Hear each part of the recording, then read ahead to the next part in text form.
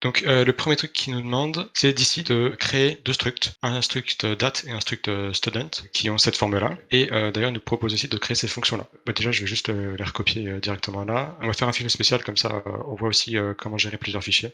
Du coup, new file. Et je vais créer un fichier en C qui s'appelle date. Hop. Et je vais aussi créer un fichier student. Hop. OK.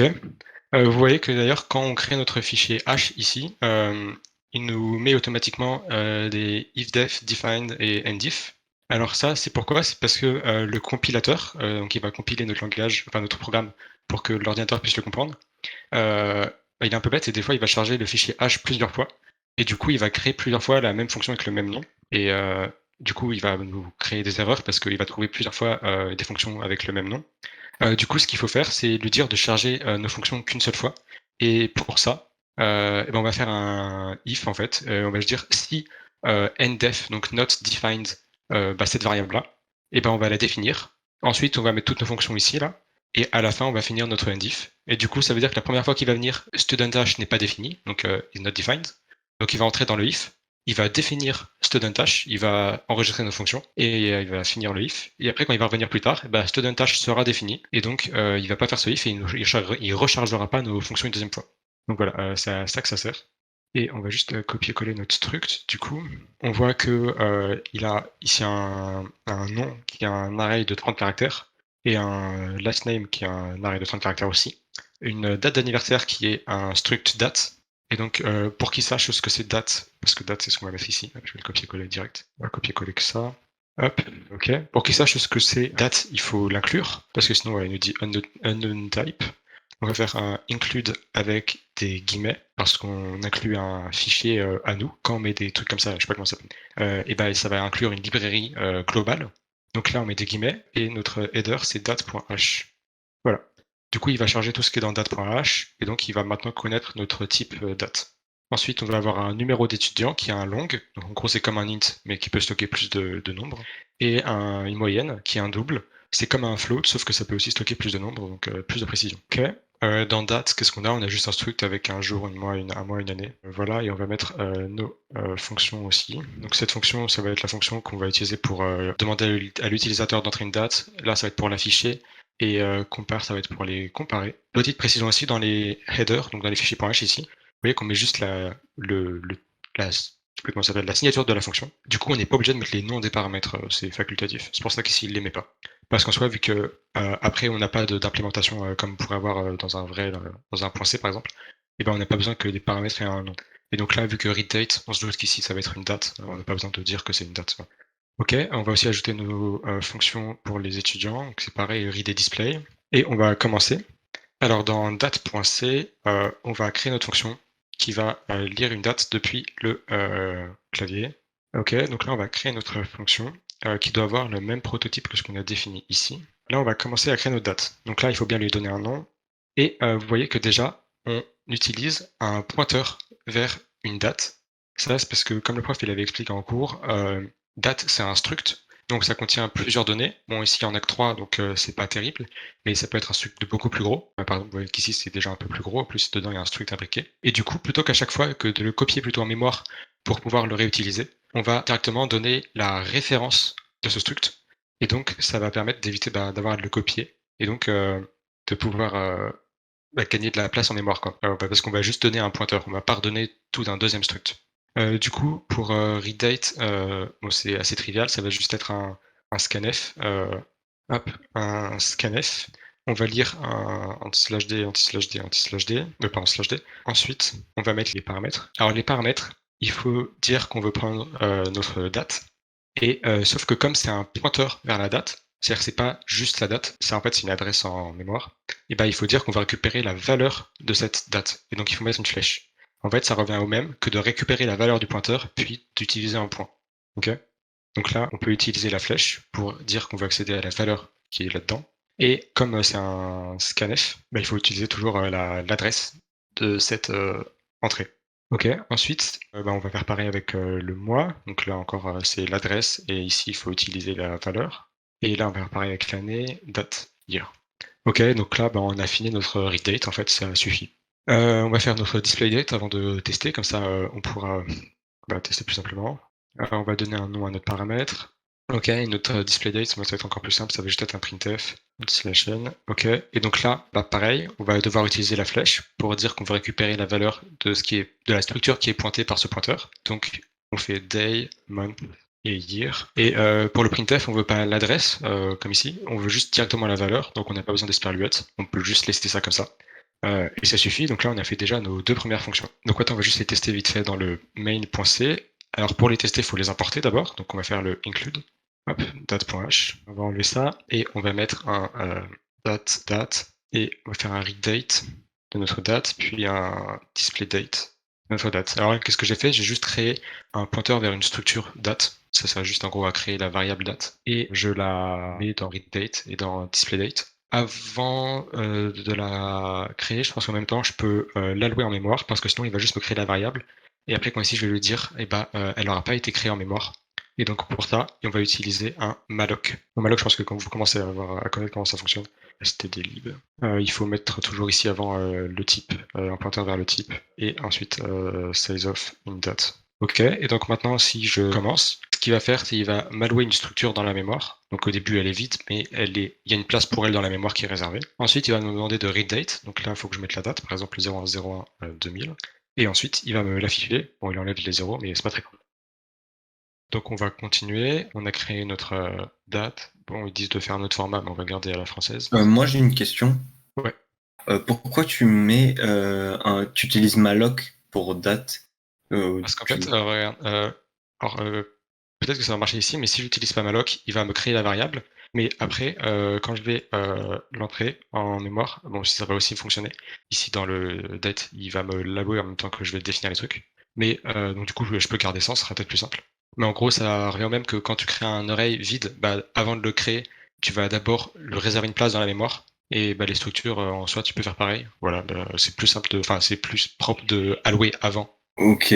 Donc on a notre date et display date, on va juste faire notre compare date, qui prend deux dates et qui retourne 0 si les deux dates sont les mêmes, qui retourne 1 si D1 est ultérieur à D2, et moins 1 si D1 est antérieur à D2. Ok, donc là on a notre prototype ici, on va juste le copier et le coller ici. On va créer D1 et D2. Et alors le premier truc qu'on va faire déjà c'est regarder si c'est les mêmes, parce que c'est ce qui est le plus simple. If date 1. Alors là, on met une flèche encore parce que ici, c'est un pointeur vers date 1. Donc il faut bien récupérer la valeur avant de récupérer les propriétés. Donc si D1, si le jour c'est égal au jour de D2, D2, et que D1 son mois c'est égal à D2 mois, et que D1 year est égal à D2 year, et ben on retourne 0 si c'est égal. Et ensuite, là, je vais juste hop, Et ce serait copier-coller par parce que... égal à la place des sperluettes Au milieu, ouais. au milieu. Ah oui, bien vu. Merci. On va vérifier que le mois de D1 est égal au mois de D2. Et ensuite, bon, là, je vais juste copier-coller ça. En gros, c'est juste, on regarde si l'année de D1 est après l'année de D2, et bah forcément D1 est ultérieur à D2, donc on retourne 1. Ou sinon, s'ils sont de la même année, mais que le mois de D1 est ultérieur au mois de D2, et ben on retourne 1 encore. Ou sinon, s'ils sont de la même année et du même mois, et que le jour de D1 est ultérieur au jour de D2, et bah D1 est ultérieur à D2. Voilà. Donc là, juste copier-coller parce que c'est pas très intéressant et ça aurait été super long à taper. Mais en gros, ça va. Bon, est-ce que tout le monde comprend cette fonction déjà? Normalement, ça devrait aller, c'est juste de la comparaison. Oui, oui. Ok. Et enfin, si aucun des deux cas d'un match, on retourne -1. Ok. Donc, on a fait les trois fonctions pour les dates. On va faire les deux fonctions pour student. Du coup, il faut read et display. Et vous voyez qu'encore une fois, ici, on prend bien un pointeur vers un étudiant, parce que pour les structures, quand on les passe dans les paramètres, on les passe par pointeur. Du coup, on va récupérer nos deux prototypes ici. Ok, alors read student, qu'est-ce qu'il y a comme propriété dans student? Bon, déjà, on va afficher ce qu'il faut marquer. On va dire printf entrée fname.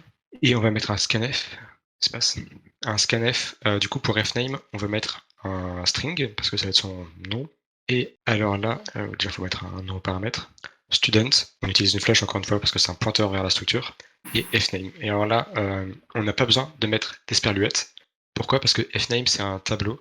même si c'est un tableau qui est déclaré comme ça et pas un tableau avec comme ça dynamique, et bah ça reste un tableau quand même et automatiquement C il va le convertir en pointeur. Et donc vous savez que les pointeurs, si tu attaques, du coup si tu as un pointeur et qu'ensuite bah, faut le déréférencer, bah, ça revient à rien faire en fait. Donc du coup ici on peut garder directement le tableau comme ça. En gros c'est juste que c'est pas vraiment un pointeur parce que c'est un tableau, mais C va le transformer en pointeur. Et donc du coup bah, vu qu'il faut mettre l'adresse d'un pointeur, bah, ça revient juste à mettre le pointeur. Ensuite on va faire pareil avec lastName. Donc là même truc, c'est un tableau, donc on n'a pas besoin de mettre d'espaluette. Vous pouvez réexpliquer? On n'est pas. Alors en fait, c'est juste que le tableau comme ça, c'est pas vraiment un pointeur, mais c'est comme si c'était un pointeur. Ça a fonctionné à peu près pareil, et il va le transformer en pointeur. Et donc du coup, un pointeur, ça a une mémoire en mémoire, ça a une adresse. Donc par exemple, ça va être l'adresse 3000. Et ici, toi, tu vas récupérer l'adresse de fname. Et donc vu que l'adresse de fname, bah, c'est l'adresse qui est portée par ce tableau-là, et bah t'as pas besoin de récupérer l'adresse de ça, genre. T'as directement, en fait, l'adresse elle est directement là. C'est ça. Bah, c'est comme si ici tu avais un pointeur, hop, hop, et du coup ça c'était un pointeur.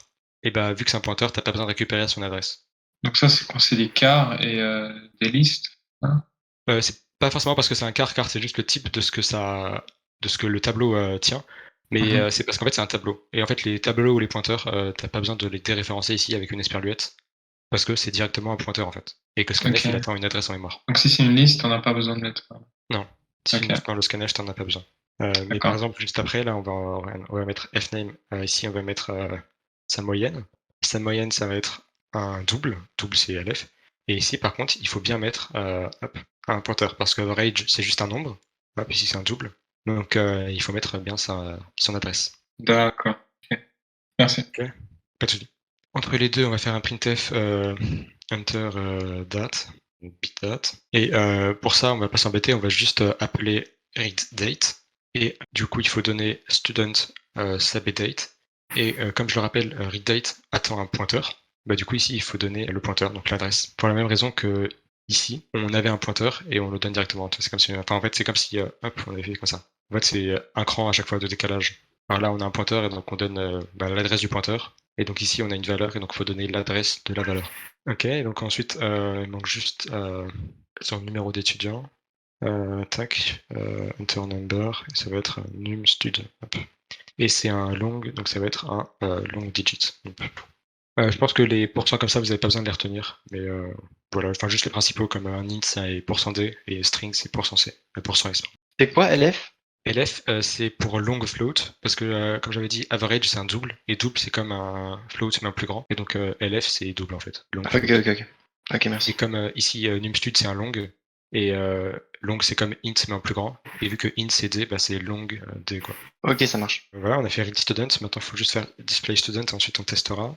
On va donner un nom au paramètre, et display student, ça va juste être des printf à la chaîne. Hop, student. Fname, ici on veut bien récupérer juste la valeur de fname, donc il n'y a pas besoin de mettre quoi que ce soit, juste star directement. Lname. Printf pour birthday, qu'est-ce qu'on va faire? On va juste appeler display date. Hop, display date, ça attend un pointeur, et on va lui donner bdate, ok?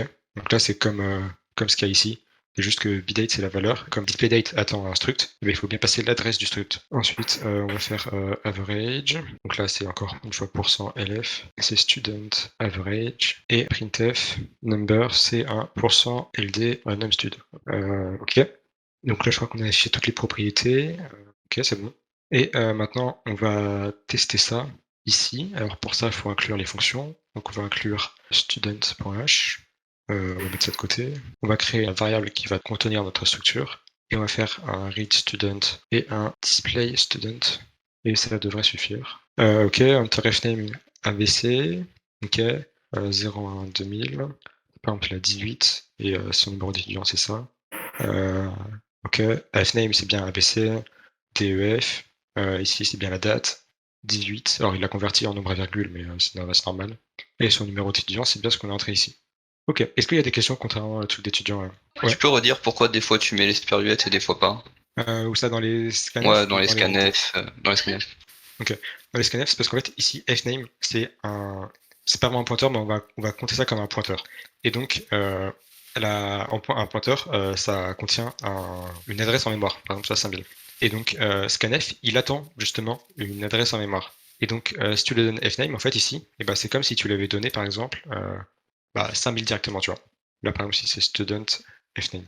Ok, parce que ça c'est un tableau, donc comme si c'était un pointeur, ça tient une adresse en mémoire. Donc là, c'est comme si tu donnais directement l'adresse. Donc, t'as pas besoin de récupérer de l'adresse, t'as pas besoin de mettre l'esperluette, quoi. Alors que, par exemple, ici, dans la mémoire, ça, average, c'est pas une adresse, vu que c'est pas un tableau, c'est juste un nombre bête et méchant. Et donc, pour récupérer l'adresse de ce nombre, il faut mettre l'esperluette. Donc du coup, on a fini la première partie, c'était juste de la mise en place. Maintenant, on va créer notre array de structure.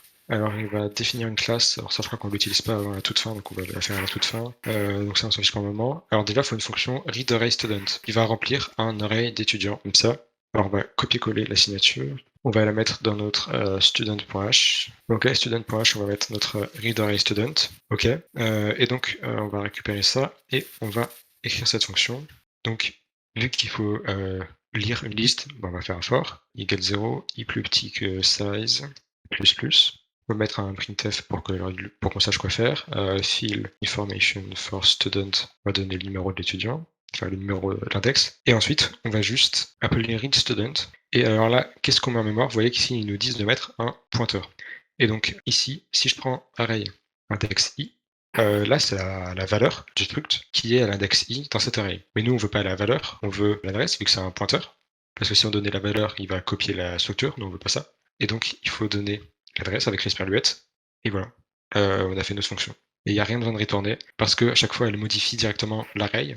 C'est pour ça qu'ici, on donne la mémoire, parce qu'ensuite, il va directement modifier chaque élément individuellement. Ensuite, on va faire une fonction qui va juste afficher une liste comme ça. Hop, on va le mettre dans notre .h. Hop, on va donner des noms un peu plus explicites. Hop. Donc là, c'est pareil, il faut juste faire un for qui va jusqu'à size, plus petit que size, i++. Et ici, il va juste appeler directement display student. Voilà, on a déjà une fonction qui affiche toutes les informations sur un étudiant, donc autant l'utiliser. Et là, ça fonctionne exactement pareil qu'ici. Array index i, c'est notre struct directement, c'est sa valeur. Et display student, il attend un pointeur vers un struct, donc il faut utiliser l'adresse. Ensuite, une fonction double average array student qui va calculer la moyenne des étudiants. Donc, la même topo, on va juste copier-coller. Ces noms-là, c'est claqué. Alors, ce qu'on va faire, c'est que on va créer la variable. Bon, là, c'est un calcul de moyenne, donc on va créer au début une variable. D'ailleurs, vous voyez que je fais que c'est un double, parce que chaque moyenne des étudiants, c'est des doubles. Donc, quand je vais manipuler des doubles, à la fin, j'aurai un double. Ensuite, on va juste parcourir l'array des étudiants, et on va juste additionner leur moyenne. I++. Min, ça va être l'étudiant qu'on est en train de parcourir, sa moyenne. Alors là, vous voyez que c'est un pointeur vers un array. Et donc, quand on récupère l'index i, c'est comme ce qu'on avait ici. On a directement le struct, on a directement sa valeur. Et donc, on n'a pas besoin de flèche. On peut directement mettre un point. Parce que ça, c'est directement le struct. C'est pas un pointeur vers le struct. Okay. Comment on sait que c'est pas un pointeur vers le struct? Parce qu'ici, on a juste un pointeur. Et donc, on sait que ça va être un tableau. Et donc, ensuite, une fois qu'on parcourt le tableau, on n'a plus que les structs directement. Et ensuite, il faut juste retourner la moyenne divisée par le nombre d'étudiants qu'il y a. Et vu qu'on divise par size, on va juste mettre au début if size égale 0, return 0. Comme ça, on évite de diviser par 0. Et voilà. Donc, du coup, je répète ce qu'on fait. On parcourt la liste des étudiants. On récupère leur index dans l'array directement. Donc ça nous donne leur valeur. Donc on peut utiliser un point. Et en gros, on additionne leur moyenne à chacun, puis on la divise par le nombre d'étudiants. Et voilà.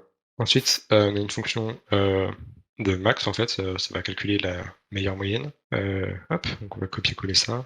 Hop, array, size. Ok, et alors là, c'est comme les fonctions qu'on faisait en début d'année. Vous voyez que déjà, il retourne un int, donc ça veut dire qu'il retourne l'index. Alors si on regarde ici, il retourne la position dans l'array de l'étudiant qui a la plus grande valeur. Donc il faut bien retourner son index dans l'array. Ok, donc on va ici mettre un best index.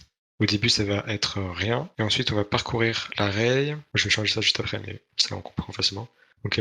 Et donc ensuite, si l'étudiant qu'on est en train de parcourir actuellement, sa moyenne, elle est meilleure que le meilleur étudiant qu'on avait, et ben alors, le meilleur étudiant, ça devient le nôtre. Hop.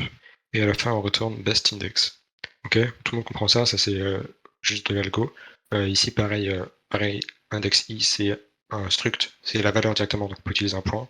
Donc si l'étudiant qu'on parcourt actuellement est mieux que le meilleur étudiant qu'on avait, le meilleur étudiant c'est le nôtre. Et comme ici je mets que par défaut c'est le premier étudiant qui est le meilleur, j'ai pas besoin de calculer le premier étudiant, enfin tu vois, vu que je commence à 0, ça va faire 0 plus grand que 0, donc je peux commencer directement ici à 1. Voilà. Ok, ensuite youngest student, bon, ça va être la même chose sauf qu'on va comparer les âges, les dates de naissance du coup. Du coup, oui, alors il faut que je mette dans le point âge d'abord. Array, size, hop. Ok, donc c'est pareil, ça returne un int, ça veut dire qu'on récupère la valeur. Ouais. J'ai pas compris, donc quand on utilise un point et donc un flèche. En fait, quand la structure que tu as, c'est un pointeur vers ta structure, par exemple ici, tu vois un seul étudiant et on a un pointeur vers la structure, bah, il faut utiliser la flèche parce que student ici, en fait, c'est juste une adresse en mémoire, c'est juste le pointeur vers ta structure. D'accord. Et donc, il faut bien récupérer, avant de récupérer la propriété, il faut récupérer la valeur de la structure. Et donc, ici, j'ai directement la structure directement. C'est pas un pointeur, c'est la structure comme ça. Et donc, je peux utiliser un point parce que j'ai sa valeur. Donc, je peux accéder à la propriété directement. Donc, en fait, ici, avoir une flèche, ça revient pareil que de récupérer la valeur du struct et d'utiliser un point. C'est exactement la même chose. Et parce que là, on a la valeur, parce que c'est array à l'index i. Ici, on a la valeur parce que c'est exactement ça, un array vers les structs. Et là, on n'a pas la valeur parce que c'est un pointeur vers une structure. Si dans min plus égale à array index 1, si on n'avait pas le index 1, ce serait une flèche alors? Bah, du coup, en fait, si tu mets pas le index i, tu vas avoir. Oui, mais théoriquement, si on accédait juste à la première valeur. valeur. Juste un student et que là, tu voulais juste directement accéder à sa valeur, et bah, ce serait une flèche, tu vois. Ok. Ok. Du coup, dans ce cas-là, si on voulait accéder à la première valeur de array, on pourrait écrire sans le i et mettre une flèche à la place du coup. Ouais, je pense que ça marche. Ok, merci. Ok, alors pour calculer l'étudiant le plus jeune, vu qu'on a sa date de naissance, qui est une date, comme ça, ben on peut utiliser la fonction compareDate. J'ai une question. Les fonctions display, on a besoin quand même d'appeler array avec l'esperluette? Pour display l'array ou pour display l'étudiant simple? Les deux. Les deux. Alors parce qu'en fait, pour display student comme ça, ici c'est comme, en fait c'est le même principe. Ici on le modifie pas, mais on va quand même éviter de copier la valeur juste pour l'afficher, tu vois. Autant utiliser la valeur originelle directement. Et donc pour utiliser la valeur originelle directement, tu vas utiliser un pointeur vers cette structure. Ok. Ouais, donc on change pas par précaution, c'est ça? Non, on change pas la valeur là. De méthode, je veux dire. Ah, de méthode, non. Ok, donc c'est pour ça qu'on a quand même besoin de mettre le esperluette pour appeler la structure avec la fonction. Ouais, c'est ça. Ok, c'est merci. de copier la structure. Ok. Donc là, on a dit que pareil, ça retournait la position donc, de l'étudiant le plus jeune. Et il faut utiliser compareDate. Ok. Et donc, pour comparer les étudiants, on va faire notre même variable, bestIndex. Et on va parcourir tous les étudiants. Ça va être le même principe, on va éviter de comparer l'étudiant 0 avec lui-même, donc on va commencer à 1. Et ensuite, quand on compare date, du coup, on va faire des variables intermédiaires pour que ce soit plus simple. Peut-être current bdate, c'est student, non, c'est array index i.bdate. Et best bdate, c'est array index best index.bdate.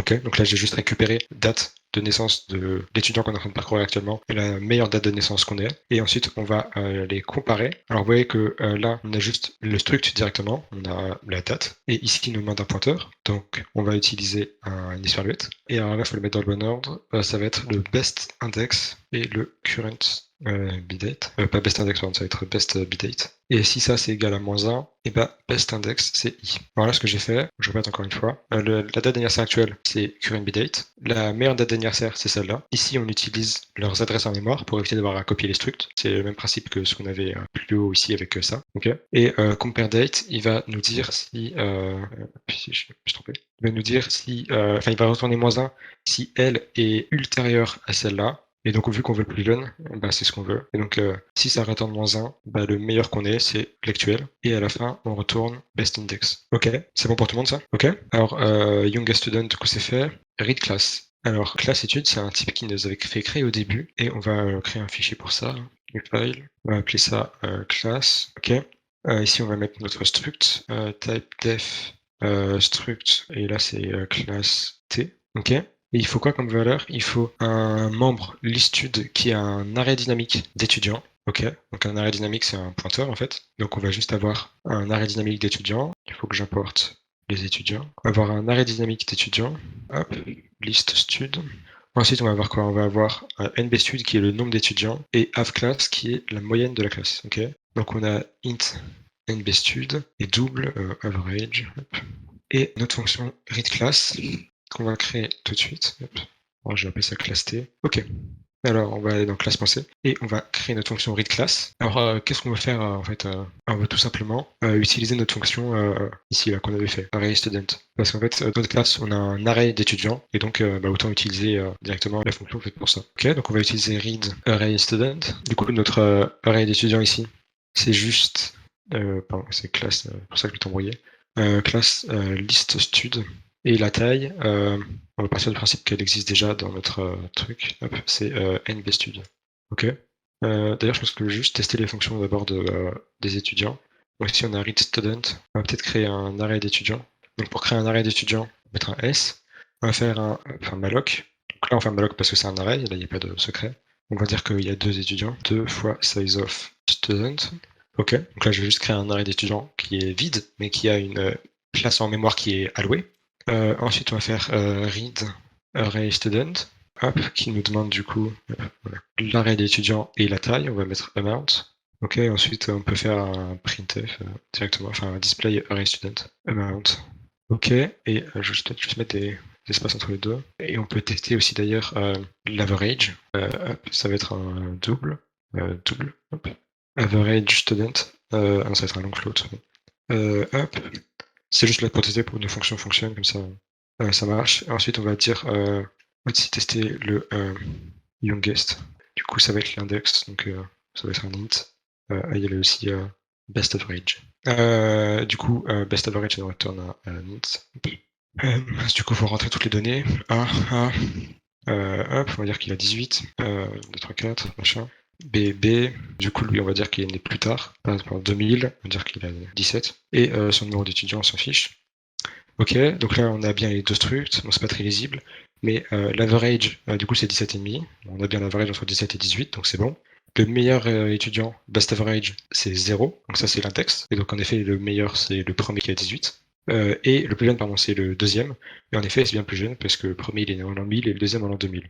Ok, donc là, déjà on voit que toutes nos fonctions marchent, déjà ça c'est bon signe. Et donc on peut revenir à notre classe. Donc notre classe, on va juste appeler cette fonction readArrayStudent, on va pas se faire chier. Et normalement ça devrait fonctionner, on va attendre de pouvoir l'afficher avant de tester. readClass, il faut aussi remplir average class. Et je pense qu'il faut aussi qu'on remplisse classe nbstud, on va dire qu'il n'est pas donné au départ. Ok, bon déjà on va faire class l'average, ben, c'est average_arrayStudent de la liste des étudiants en fait. Ok.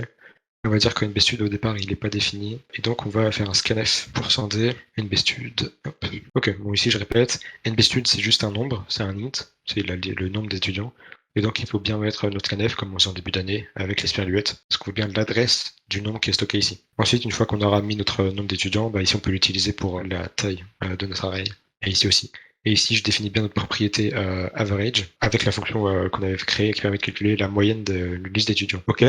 Donc là, on a fait notre fonction readClass. On va faire display et ensuite on va tester displayClass. En fait, ça va juste être un for qui va appeler à chaque fois. Bah, même pas, ça va juste être displayArrayStudent. DisplayClass, ça va prendre une classe T. Hop. On va mettre ça dans le .h. Tac. Et displayClass, on va juste faire un displayArrayStudent class. Bon, je répète encore une fois. DisplayArrayStudent, il nous demande un pointeur en premier argument pour le tableau. Et vu que listed c'est un tableau, bah, c'est un pointeur. Donc on n'a rien besoin de faire. En fait, on lui donne directement un pointeur et il veut un pointeur. Et ensuite, s'il demande un nombre, on lui donne un nombre. Ça, il n'y a rien besoin de faire non plus. Et ensuite, dans cette fonction, on va juste aussi faire un printf de la moyenne. Donc on y est. Average class. Hop. Et donc ça va être juste class average. Ok. Ah oui, j'ai mis un int, ici c'est un LD. Donc là, on a notre ancien code. Ok, bon, on va juste commenter tout ça. Ok, on va créer notre classe. Du coup, il faut une clé de classe. Donc, on aura notre classe stud, juste l'appeler classe stud pour éviter de l'appeler classe, parce que c'est un mot réservé, je pense. Ok, donc là, c'est juste une structure. Donc en soi, on peut la garder comme ça. Et ensuite, on peut faire read class et lui donner notre classe. Ok. Et là, pareil, classe stud, c'est un classe T étoile. Et read class, il nous demande un classe T étoile. Donc on n'a rien besoin de faire. Il nous demande un pointeur, on lui donne un pointeur, tout est bon. Et ensuite, on va faire un display class. Et pareil, ici, on voit qu'il nous demande un array étoile, enfin un class T étoile. Et class stud, c'est un class T étoile. Donc, on va directement lui donner class stud. Tac, ok. Et si on lance ça, ok, on a une erreur. Alors, je pense que c'est parce qu'il faut malloc avant. Ouais, c'est ça. Juste expliquer l'erreur. Ici, vous voyez qu'on crée notre array d'étudiants et on le malloquait. C'est normal, on crée un array, il faut le réserver sa place en mémoire. Et ici, dans class, ce que j'ai fait, mon erreur, c'était que j'ai directement lu avec cet array, sauf que je l'ai jamais malloc. Donc on va juste dire avant que c'est un student étoile malloc. Non, raté, malloc. Pour ça, il faut stdlib. Lib. D'ailleurs, ici, il nous manque stdio aussi pour le scanf et le printf. Okay. Donc là, on va juste faire un malloc de, le nombre d'étudiants qu'on a, fois la taille que prend un étudiant en mémoire. Pour récupérer étudiant, il faut include student. Ok, je répète ce que j'ai fait. Ici, avant de directement lire notre array, on va le malloc, comme on ferait pour un array normal.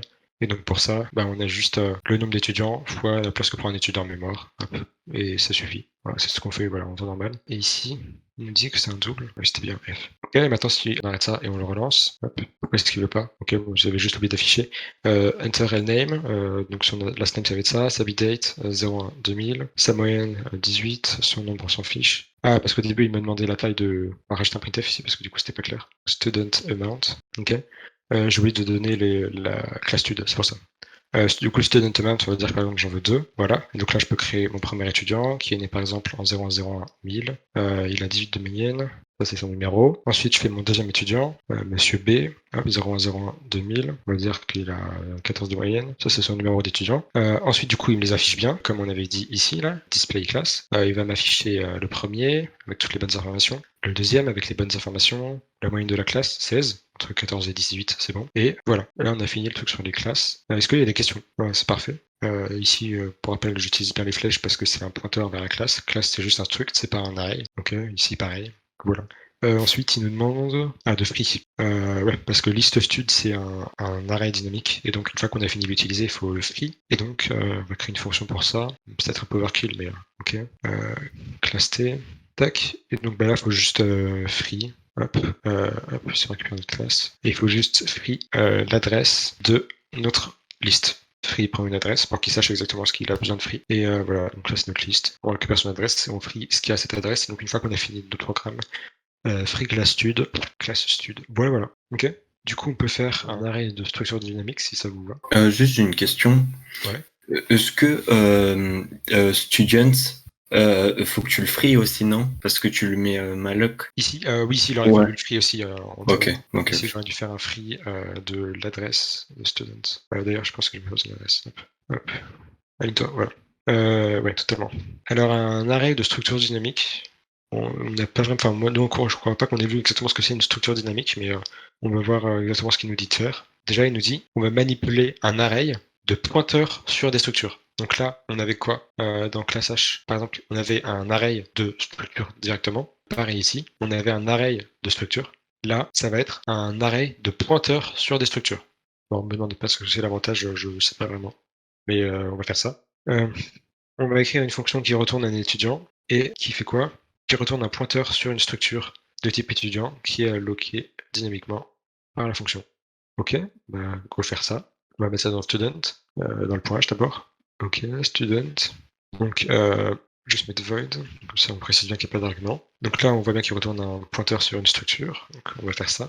Et du coup, qu'est-ce qu'il faut retourner ici? Déjà, il faut créer ce qu'on va retourner. Donc on va dire par exemple c'est un student stud. Et on va le malloc. Il faut stdlib.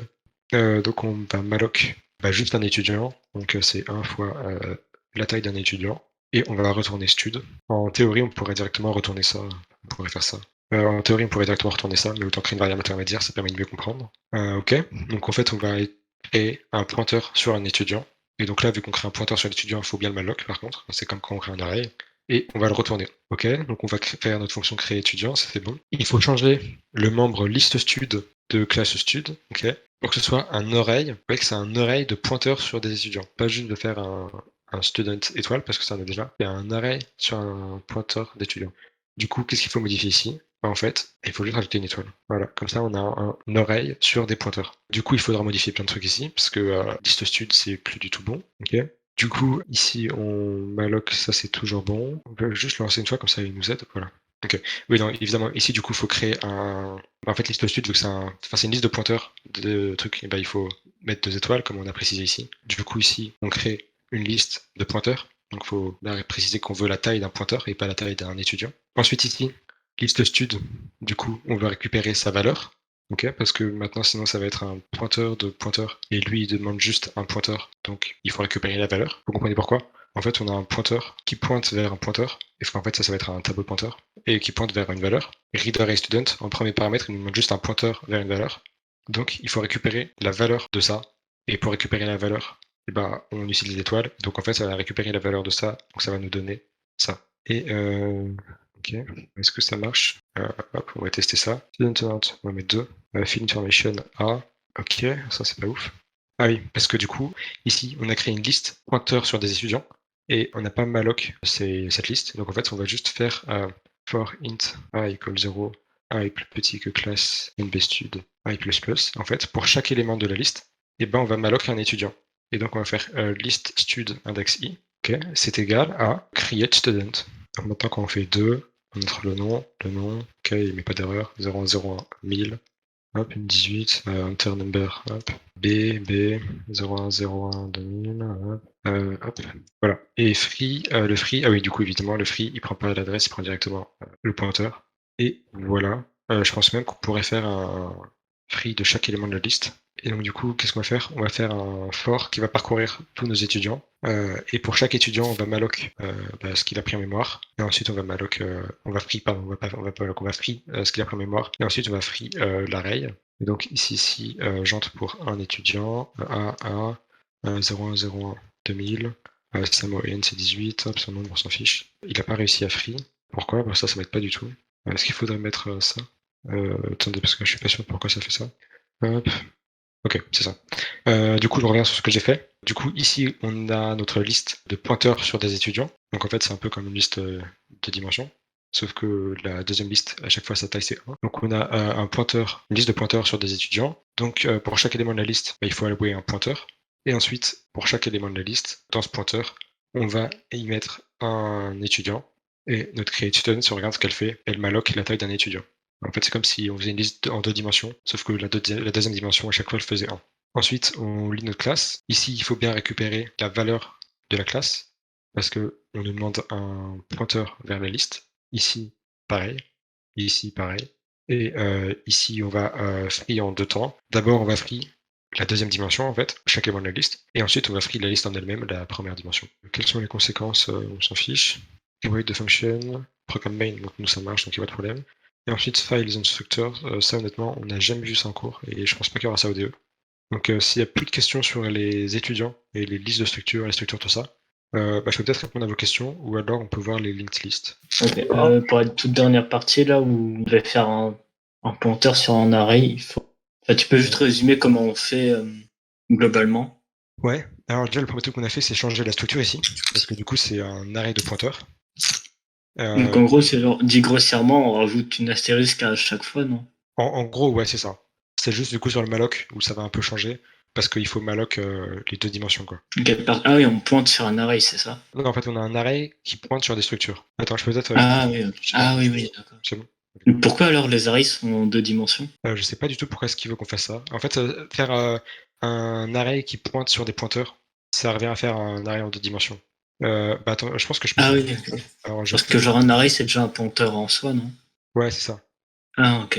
Et du coup, s'il n'y a plus de questions, je pense qu'on peut peut-être voir les linked lists. Je sais pas si ça vous dit. Je sais pas sur SAOTE, la prof, hier, elle avait dit que perso, je voudrais bien, ouais, parce que... Enfin, même si la prof, elle avait dit que c'était pas sûr, je pense qu'il y a quand même une bonne proba qu'on en... Ouais, c'est possible. Puis déjà, ça va faire réviser les structures, parce qu'en soi, c'est un peu comme des structures normales, vous allez voir. C'est juste que c'est c'est utilisé comme un moyen de stocker des données. Mais en gros, c'est des structures normales. Ok, create. En gros, ça va être une structure qui va avoir sa valeur actuelle, donc par exemple un int, et une référence vers le deuxième. Donc par exemple, si chaque struct s'appelle node, ça va être une référence vers le next. Voilà, ça c'est le schéma de base d'une linked list. Le truc qu'il nous a donné en algo avec les double arrays, c'est pas vraiment une linked list. C'est comme ce que les profs avaient dit dans le chat là. C'est en gros, ça va donner le même résultat qu'une linked list, sauf que c'est pas une linked list en soi, c'est juste 2 tableaux qu'on synchronise. Voilà. Et donc, on sait en soi faire les 2 tableaux. Ça va pas être le plus compliqué, ça va être juste la logique et de comprendre comment ça marche. Si vous voulez comprendre, vous avez déjà le truc d'algo qui était expliqué. Et vu qu'au pire, il avait déjà expliqué en algo comment ça fonctionnait pendant le DE, je pense que s'il remet ça, il va peut-être réexpliquer. Enfin, j'espère en tout cas. Ok, ça marche. Voilà. Je vais juste voir avec les structures, parce que comme ça va nous faire réviser les structures. Et c'est le schéma le plus courant et le plus simple aussi. Premier truc qu'on va faire, comme j'ai dit, c'est de créer notre struct qu'on va appeler node, qui va contenir une valeur et qui va contenir une référence à notre next. Ok. Donc on a notre struct ici, qui a une valeur et qui a une référence vers un autre struct. Donc vous voyez que c'est un type récursif. Voilà, qui a une référence. Donc c'est juste un pointeur vers le next. Ok. Chaque élément de notre linked list, ça va être un node. Et voilà.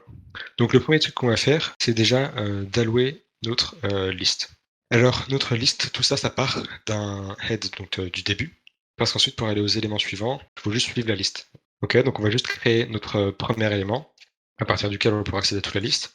Donc notre premier élément, ça va être un pointeur vers un node, qui va au début être nul par exemple, mais je pourrais le. Enfin, on va le malloc directement. Malloc, malloc. Ok. Donc le premier élément, ça va être un node. Ok, donc on va bien le malloc parce qu'ensuite on va directement lui donner une valeur. Par exemple, on va dire que sa valeur à lui, c'est 3, par exemple. Et son next, ça va être rien du tout parce que c'est le premier et le dernier élément de la liste. Donc c'est comme ça que ça va fonctionner. Ici, je répète, on met les flèches parce que c'est un pointeur vers la tête. C'est pas directement la tête, c'est pas sa valeur. Donc il faut bien d'abord récupérer la valeur, puis accéder à la propriété valeur, dans laquelle on va mettre 3. Et pareil ici, dans le next, on va mettre nul. Ok. Ensuite, par exemple, si je veux définir le deuxième élément, donc le suivant, ça va être, en fait, ça va être exactement la même chose. Ça va être un node, et donc, il faut d'abord l'allouer. Hop, size of node. Hop. Voilà, parce que là, on dit qu'il est nul. On dit que c'est séparé hein, ici. Hop. Voilà, là, on dit qu'il est nul, et donc ici, on va l'allouer, et ensuite, on va pouvoir définir donc sa valeur. Ok, et c'est bien la valeur du suivant, parce que head c'est le premier, et nous on veut le deuxième, donc c'est le next. Et ensuite, celui-là, son next, ça va être rien du tout. Et voilà. Donc maintenant, on a bien notre premier élément qui vaut 3, on dit qu'il n'a pas de suite, ok. Ensuite, on fait autre chose, ensuite on dit que... on retrouve sur notre problème.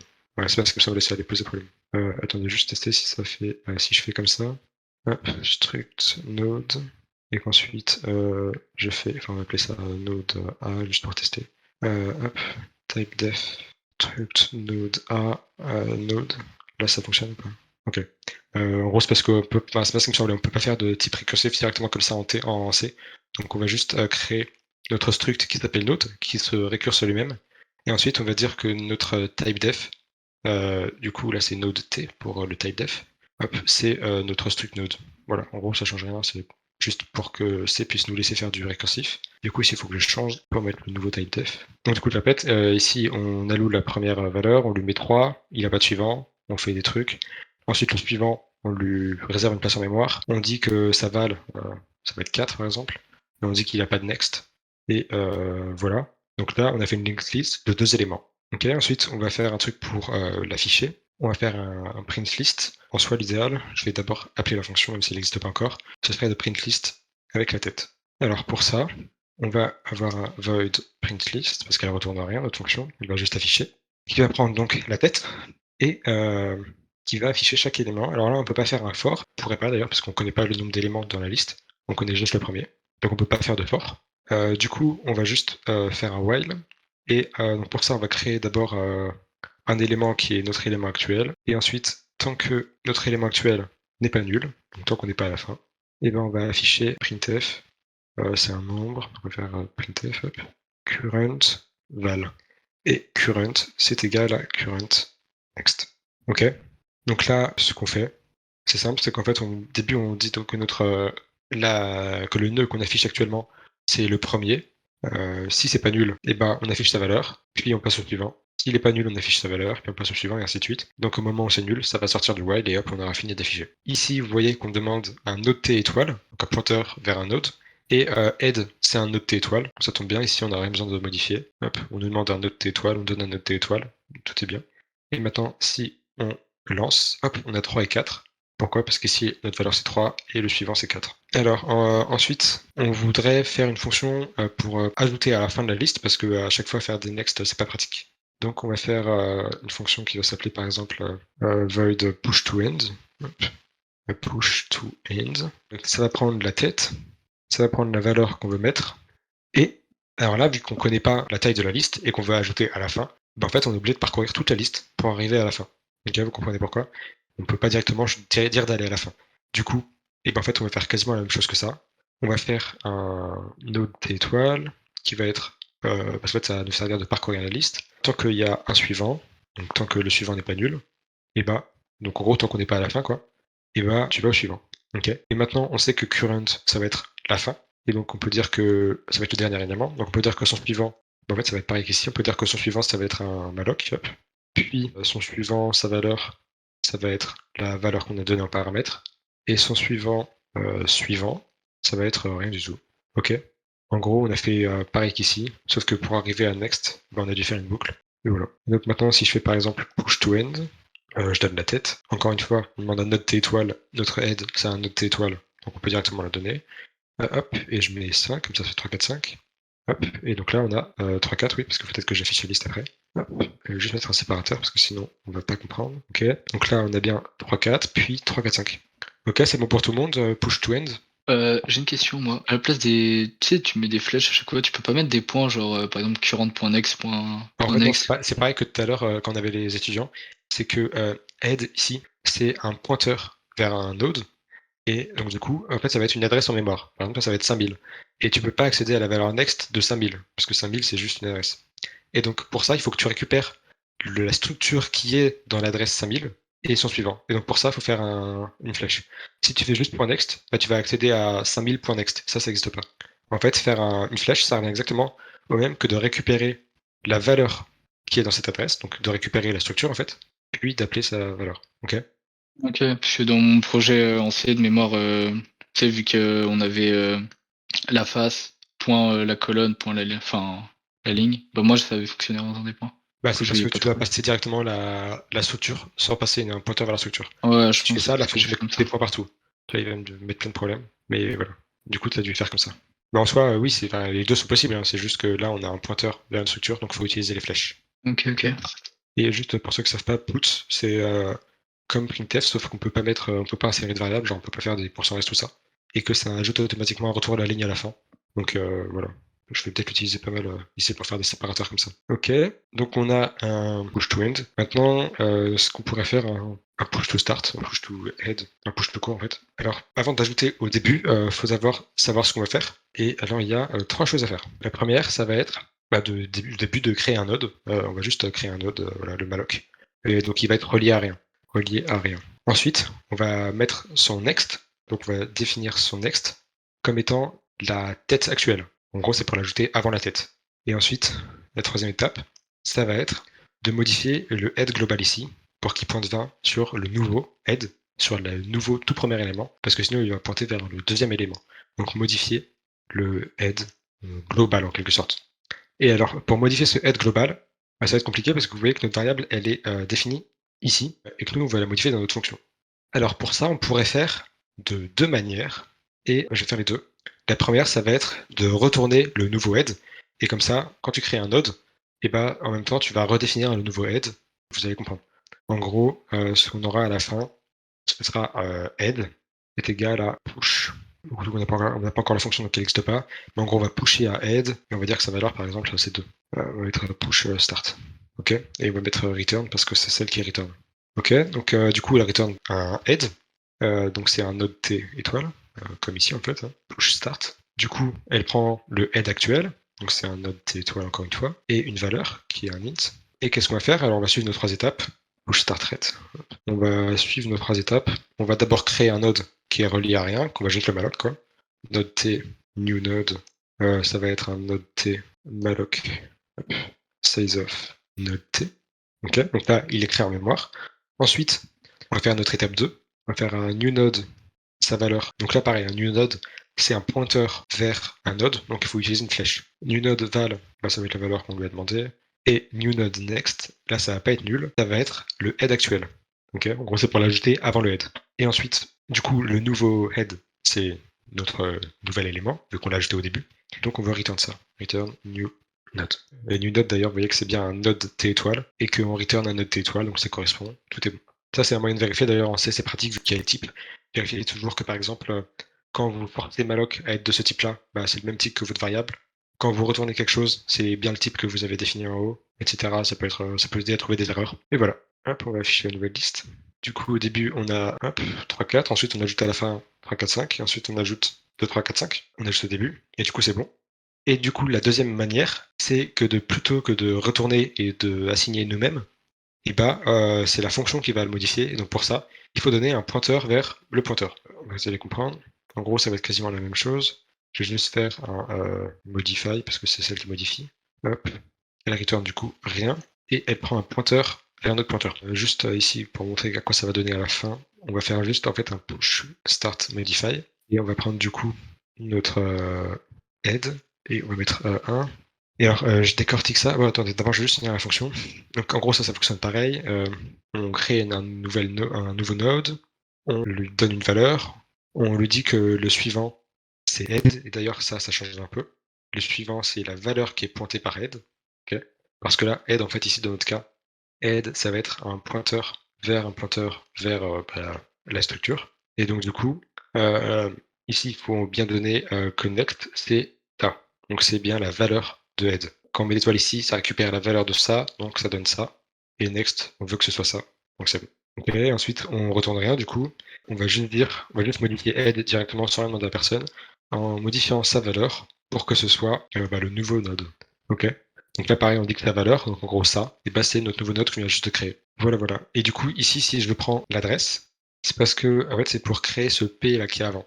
Parce que de base, head, ici, ça va juste être un pointeur vers le struct, comme c'est marqué ici, un pointeur vers un node T. Et du coup, si je prends son adresse, ça va prendre l'adresse du pointeur, donc en fait, ça va me créer un pointeur vers le pointeur. En fait, du coup, esperluette head, ça va être un pointeur vers la structure. Ok, donc on a ajouté un truc au début. D'ailleurs, si je printf là, ça va être bien 2 et 1 au début. Voilà, on a bien 1, 2, 3, 4, 5. Ok, maintenant on pourrait faire un truc pour retirer, et je pense que ce sera bon. On aura fait déjà pas mal de trucs. Alors retirer, on va faire retirer à la fin d'abord. On retire au début ensuite, ce sera plus compliqué. Du coup, on retire à la fin. Donc, en fait, ça va être assez simple. En fait, ça va juste être une fonction qui retourne rien, qui va faire remove last. Ça va prendre la liste en paramètres. Enfin, du coup, j'ai la tête. Ensuite, on va dire que alors dans le remove, faut pas oublier de faire des free aussi. Hein, vous allez voir. Alors, le premier truc qu'on va faire, c'est que si il y a qu'un seul élément dans la liste, et ben on va juste le free et return. S'il n'y a pas de next, et ben on va juste free la tête et return. Pourquoi je fais ça? C'est parce qu'ensuite, pour enlever le dernier item, en fait, on va aller à l'avant-dernier. Alors pourquoi? Parce qu'imagine qu'on a une linked list qui fait hop là. Là, c'est pas des pointeurs, mes flèches, c'est juste ma liste chaînée. En fait, on va aller jusqu'à. En fait, ce qu'on veut, c'est supprimer celui-là et supprimer ce lien entre les deux. Et donc pour ça, il faut se positionner ici pour pouvoir avoir accès au suivant. Parce que si on se met là, on n'a pas accès au précédent et du coup, on peut pas supprimer ce lien. Ok, donc il faut bien aller à l'avant-dernier. Donc du coup, on va parcourir toute la liste et jusqu'à ce qu'on soit à l'avant-dernier. Donc pour ça, comment est-ce qu'on fait? Pour parcourir la liste, on va faire pareil que tout à l'heure, on va faire un current. Noter current, c'est on commence au début. Hop. Et ensuite, tant que, donc là par exemple, on est au tout début, tant que le suivant du suivant, donc là c'est pour avoir deux plus loin, pour savoir quand est-ce qu'on est à l'avant-dernier. Tant que le suivant du suivant n'est pas nul, et current, c'est current.next. Alors j'explique par exemple ici, puis on est ici. Si celui-là n'est pas nul, ça veut dire qu'on n'est pas à l'avant-dernier, en effet, et donc du coup on va avancer. Ensuite on va être là. Celui-là, il n'est pas nul, parce que c'est bien next, et du coup on n'est pas à l'avant-dernier, en effet c'est pas vrai, et donc on va avancer. Ensuite ici, on va aller ici, et là, il n'y a rien, il est nul, et donc on est bien à l'avant-dernier, et en effet on est bien à l'avant-dernier. Ok, donc ça, je vais mettre un commentaire ici, avance current à l'avant-dernier, pour retirer le dernier élément, et voilà. Ok, maintenant qu'on est à l'avant-dernier, qu'est-ce qu'il faut faire? Hop, si je réduis tout ça, là, hop, on va avoir accès à la structure, tac, tac, hop.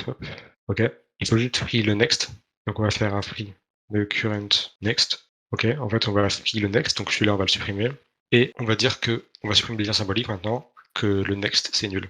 Ok, donc le free, celui-là ça va l'enlever de la mémoire, donc là on n'a plus rien. Et ensuite, vu qu'on pointe vers plus rien, et on peut supprimer les liens symboliques, et hop, avec un peu de recul c'est mieux.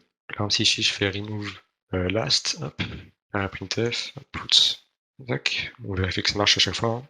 On a bien ici le 5, et après le remove last, on n'a plus du tout de 5. Donc ça marche. Ok, on va juste faire un remove beginning, je pense après, je vois plus trop ce qu'on pourrait faire. Donc pour enlever au début, on va avoir un peu le même problème que ici, c'est qu'il va falloir changer le head. Donc il va aussi falloir faire un truc qu'on return ou un truc qu'on modifie. Bon là c'est un peu au choix, hein. On va faire les deux, comme ça on teste toutes les possibilités. Peut-être les laisser comme ça, vous pourrez les voir en même temps que je code. Tac, ok. On va faire un remove first du coup. On va faire le premier qui va retourner le nouveau head. Donc c'est celui qui va return. Return pull, remove start return. Il va prendre du coup la liste et pas besoin de valeur. Ok, donc déjà le premier truc à faire c'est que s'il n'y a pas de premier, si premier c'est nul, et on return rien, on return nul. Et ensuite on va créer, alors là oui, ça va être un peu plus chaud à expliquer. Alors je vais faire un schéma parce que faire un schéma sur Word. Bref, du coup, insert, on va faire notre linked list avec des ronds, comme j'avais fait. Ok, on a aussi des flèches. Ok, alors pour enlever le premier, ce qu'on va faire, c'est free celui-là et définir le head à celui-là. Ok, donc ça c'est notre head. Pour le moment, il pointe vers ici. Mais sauf que si on free celui-là, on veut plus qu'il pointe vers là, on veut qu'il pointe vers ici. Ok, sauf que le problème, c'est que si on supprime celui-là et celui-là, et notre head il pointe pas vers le bon élément et on n'a rien qui nous pointe vers le deuxième. En fait, on a perdu le deuxième. Et du coup, on peut plus dire que head est égal à celui-là parce qu'on sait plus où est-ce qu'il est celui-là en mémoire. Du coup, ce qu'il faut faire avant de supprimer celui-là, c'est de faire une copie, en fait, de savoir où est-ce que celui-là est. Ok, donc en fait, on va le mettre en mémoire en attendant. On va dire que le deuxième, on va sauvegarder sa valeur. Ça va être un pointeur du coup. Comme ça, après, on peut supprimer celui-là et celui-là. Et ensuite, pour savoir où est-ce que head il doit pointer, on peut juste regarder le pointeur sur le deuxième. Et hop, on peut replacer notre head. Ok, alors comment est-ce qu'on va faire ça? En fait, on va juste garder une référence sur le second node. Donc, ça va être le deuxième en fait. Donc, head next. Voilà, deuxième élément. Ensuite, on va dire qu'on va free notre head. Tac. Et on va retourner notre second node parce qu'ici, on a dit qu'on refaisait par retour. Ok, donc là, on sauvegarde où est-ce qu'est notre deuxième élément en mémoire, comme ça on ne le perd pas. Ensuite, on supprime notre premier élément et on retourne là où est notre deuxième élément. Ok, maintenant si je fais un remove start avec un return, il faut bien redéfinir le head au nouveau head qu'on a calculé et on est good to go. Ok, donc ça c'est la façon return. Et voilà, et donc maintenant on va faire avec si on vient modifier. Du coup, si on modifie, ça retourne rien. Comme pour tout à l'heure, ça retourne un pointeur vers le head, parce qu'il faut modifier le pointeur. Si la valeur du head est nulle, on returne rien du tout, parce qu'elle returne rien, c'est tout le temps. Juste on arrête ici. Ok. Ensuite, ici, c'est pas head next, parce que là, d'ailleurs, on a un problème où il faudrait faire une double flèche. Parce que là, en fait, head, c'est juste un pointeur. Hein, c'est un pointeur vers un pointeur, donc quand on utilise la flèche, ça revient à être un pointeur. Donc il faut bien récupérer sa valeur avant. Ensuite, on free pas le pointeur, on free ce qui est pointé par le pointeur. Et on modifie head, donc on modifie sa valeur en mettant notre deuxième node. Voilà. En fait, c'est pareil, sauf que au lieu de retourner ce qu'il faut modifier, on le modifie directement ici. Et voilà. Ok, du coup, en fait, on a fait tous les trucs là. On voit pas trop ce qu'il y a de plus à dire sur les linked lists. J'ai une question. Ouais. Quand on définit une structure, ouais. Quand on définit par exemple une liste à l'intérieur de la structure, comment on fait si on ne connaît pas la taille de la liste? Pour les linked lists, du coup, pour les listes chaînées. Ouais, par exemple. Genre, en fait, sur les listes chaînées, tu peux pas connaître la taille de la liste, parce que tu as juste accès à ton élément et au suivant. Et donc, du coup, si tu veux. C'était quoi ta question? C'était d'ajouter un élément, par exemple, au milieu? Non, c'est pas ça, c'est quand on définit une structure quelconque, si on a une liste, si on définit une liste, mais on connaît pas la taille de la liste, comment est-ce qu'on fait? Ah, une structure, ok. Si tu connais pas la taille de la liste, tu peux pas vraiment. En fait, à chaque fois, tu es obligé de connaître la taille de la liste. Et si tu la connais pas, je pense qu'il faudra la demander à l'utilisateur. Ok. Avec un scanf. En fait, c'est ça le principe de liste avec malloc. Parce que tu vois, quand tu déclares une liste comme ça, là, en mode int ar, tac, ici, tu es obligé de mettre un nombre directement, tu vois. Tu peux pas mettre une variable. Et du coup, c'est casse-couille. Et c'est ça l'avantage des listes avec malloc. C'est que là, tu peux demander à l'utilisateur la taille, la stocker dans une variable, et ensuite tu peux faire ton malloc avec ici ta variable. Tu vois? Bon, fois size of machin. Mais si on définit une liste avec par exemple la taille de 10, est-ce qu'on peut changer la taille ensuite avec malloc? Avec un malloc? Peut-être, mais on n'a pas vu ça en cours et je sais pas faire. Donc. Ok, d'accord. Et du coup, Mohamed, tu voulais qu'on voit comment est-ce qu'on insère un élément au milieu d'une liste. En vrai, on peut faire ça. Du coup, Ok, on va faire un remove by index du coup. Du coup là en fait on a le même problème parce que si l'index c'est le premier, il faudra modifier le head. Donc on va prendre, on va pas s'embêter à faire un return, on va directement faire le modified. On va faire un node t. Ok, donc on prend un pointeur vers notre liste, comme ça on peut modifier le head si on a besoin. Ok, et ensuite un index. Ok, alors je pense qu'en fait on va parcourir la liste. Le premier truc à faire, c'est si on a, déjà si notre index c'est 0, si on veut supprimer le premier élément, on va pas s'embêter. On va utiliser remove start modified. Hop. Ok. Et ensuite, j'aurais bien fait un si l'index est le dernier, mais on peut pas savoir à l'avance si c'est le dernier, donc tant pis. Ok, ensuite on va parcourir notre liste jusqu'à ce qu'on arrive à notre élément. C'est pour ça que je fais un for ici et pas un while, parce qu'en fait on sait quand est-ce qu'on veut s'arrêter. Jusqu'à n, et en fait c'est comme pour le remove last ici, on voulait pas s'arrêter au dernier, on voulait s'arrêter à l'avant-dernier, et donc là on va pas s'arrêter à n, on va s'arrêter à n-1, comme ça on a encore accès à la référence vers le suivant. Ok. Si notre élément actuel, le suivant pardon, c'est rien, et ben on n'a pas besoin de supprimer le suivant en fait. Enfin, en fait ça c'est si vers le dernier, il est en dehors de la liste en quelque sorte. Tu vois. Alors si tu as 0, par exemple 0, hop, O, et que tu veux supprimer, par exemple là que tu donnes l'index 3, nous on va se placer là. Non, par exemple, que tu donnes l'index 4, on va se placer là. S'il n'y a pas de suivant, il n'y a rien besoin de faire. Ok. Donc on va juste return directement. Et sinon, on va dire que parce qu'en fait, ce qu'il faudrait faire, c'est changer les deux. Donc, ok. On va créer, on va dire que le nôtre, c'est le suivant. Ensuite, on va créer un temp node. Hop, là.